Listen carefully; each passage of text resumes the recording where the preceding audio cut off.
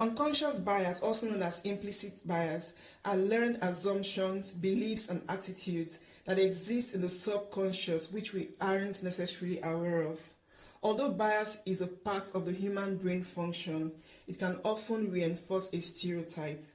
To combat this bias, it is important to learn about the different types and how they surface in our everyday lives.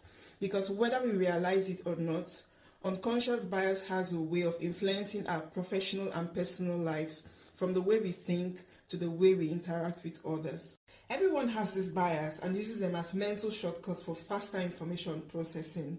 They manifest in various ways and have varying consequences. Some biases arise from judging others' appearances, some from perceived notions, and others from logical fallacies. Some type of unconscious bias are beauty bias, gender bias, ageism, conformity bias, confirmation bias, Horn's effect, halo effect, affinity bias, and others. I'll give an example of a gender-based bias. So this illustration was given to a group of people, including me, and we all gave the same response. You are in a hospital, a child is brought in for an emergency. The doctor on duty looks at the child and goes, "Oh, John, what happened? I just dropped you off at school 30 minutes ago." If you're asked, what do you think the relationship is between this doctor and the patient? The father? Yes, I gave the same response. Why?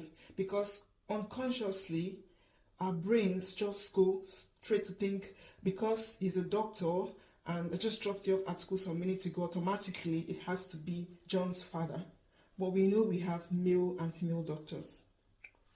The same scenario was reversed, and this time around it was a nurse, and everyone was asked, what do you think is the relationship between the nurse and the patient? Everybody goes, the mother. Why? Because it's a nurse, and unconsciously nurses have to be women, but we know that we have male and female nurses.